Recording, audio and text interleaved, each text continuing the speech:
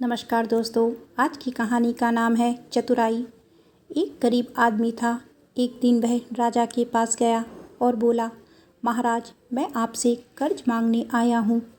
कृपया कर आप मुझे 5,000 रुपये दें। मैं 5 वर्ष के अंदर आपके रुपए वापस कर दूँगा। राजा ने उसकी बात पर विश्वास कर उसे 5,000 रुपये दे दिए। 5 वर्ष बीत जाने के बाद भी जब उस व्यक्ति ने राजा के 5,000 रुपये नहीं लौटाए, तब राजा को मजबूरन उसके घर जाना पड़ा। लेकिन वहाँ वह व्यक्ति नहीं मिला। जब भी राजा वहाँ जाता, बहाना बनाकर उसे वापस भेज दिया जाता। एक दिन फिर राजा उस व्यक्ति के घर गया। वहाँ और कोई नहीं दिखा। एक छोटी लड़की बैठी थी। राजा ने उसी से पूछा, तुम्हारे पिताजी कहाँ हैं? लड़की बोली, पिताजी स्वर्ग का पानी रोकने गए हैं। राजा ने फिर पूछा, तुम्हारा भाई कहाँ है? लड़की बोली, बिना झगड़ा के झगड़ा करने गए हैं। राजा के समझ में एक भी बात नहीं आ रही थी, इसीलिए वह फिर पूछता है, तुम्हारी माँ कहाँ है? लड़की बोली, माँ 1 से 2 करने गई है। राजा उसके इन जुलूल जवाब से चीख गया। वह गुस्से में पूछता है, और तुम यहाँ बैठी क्या कर रही हो? लड़की हंसकर बोली, मैं घर बैठी संसार देख रही हूँ। राजा समझ गया कि लड़की उसकी किसी भी बात का सीधा जवाब नहीं देगी, इसीलिए उसे अब इससे इन बातों का मतलब जानने के लिए प्यार से बतियाना पड़ेगा। राजा ने चेहरे पर प्यार से मुस्कान लाकर पूछा, बेटी, तुमने जो अभी अभी मेरे सवालों के जवाब दिए, उनका मतलब क्या है? मैं तुम्हारी एक भी बात का मतलब नहीं समझ सका। तुम मुझे सीधे सीधे उनका मतलब समझाओ। लड़की ने भी मुस्कुराकर पूछा, अगर मैं सभी बातों का मतलब समझा दूँ तो आप मुझे क्या देंगे? राजा के मन में सारी बातों को जानने की तीव्रता उत्कंठा थी। वह बोला, जो मांगोगी वही दूंगा। तब लड़की बोली, आप मेरे पिताजी का सारा कर्ज माफ़ कर देंगे तो मैं आपको सारी बातों का अर्थ बता दूंगी।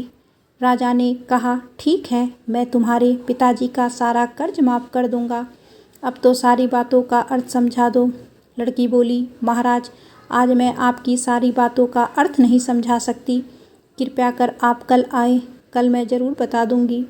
राजा अगले दिन फिर उस व्यक्ति के घर गया। आज वहाँ सभी लोग मौजूद थे।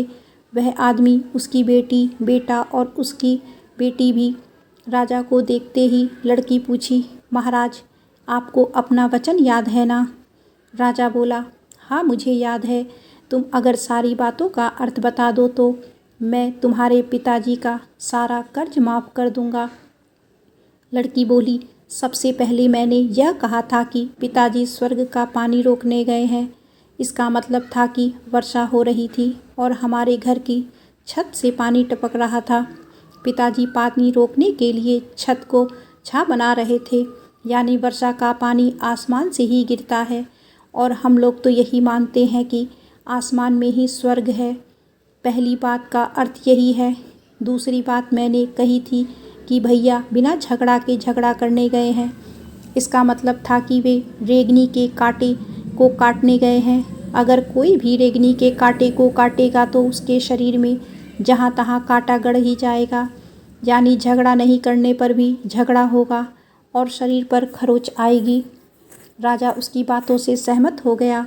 वह मन ही मन उसकी चतुराई की प्रशंसा करने लगा। उसने उत्सुकता से पूछा, और तीसरी चौथी बात का मतलब बेटी? लड़की बोली, महाराज, तीसरी बात मैंने कही थी कि माँ 1 से 2 करने गई है। इसका मतलब था कि माँ अरहर दाल को पीसने, यानी उसे 1 का 2 करने गई है। अगर साबुत दाल को पीसा जाए तो 1 दाना का 2 भाग हो जाता है, यानी यही था कि 1 का 2 करना। रही चौथी बात, तो उस समय मैं भात बना रही थी और उसमें से 1 चावल निकाल कर देख रही थी कि भात पूरी तरह पका है कि नहीं। इसका मतलब है कि मैं 1 चावल देखकर ही जान जाती कि पूरा चावल पका है या नहीं, अर्थात चावल के संसार को मैं घर बैठे देख रही थी। यह कहकर लड़की चुप हो गई। राजा सारी बातों का अर्थ जान चुका था। उसे लड़की की बुद्धिमानी भरी बातों ने आश्चर्य में डाल दिया था। फिर राजा ने कहा, बेटी, तुम तो बहुत चतुर हो, पर एक बात समझ में नहीं आई कि यह सारी बातें तो तुम मुझे कल भी बता सकती थी। फिर तुमने मुझे आज क्यों बुलाया? लड़की हंसकर बोली, मैं तो बता ही चुकी हूँ कि कल जब आप आए थे तो मैं बात बना रही थी। अगर मैं आपको अपनी बातों का मतलब समझाने लगती तो भात गीला हो जाता या जल जाता तो माँ मुझे ज़रूर पीटती। फिर घर में कल कोई भी नहीं था। अगर मैं इनको बताती कि आपके ने कर्ज माफ़ कर दिया है तो ये मेरी बात का विश्वास नहीं करती। आज स्वयं आपके मुंह से सुनकर कि आपने कर्ज माफ़ कर दिया है, जहाँ इन्हें इनका विश्वास हो जाएगा वहीं खुशी भी होगी।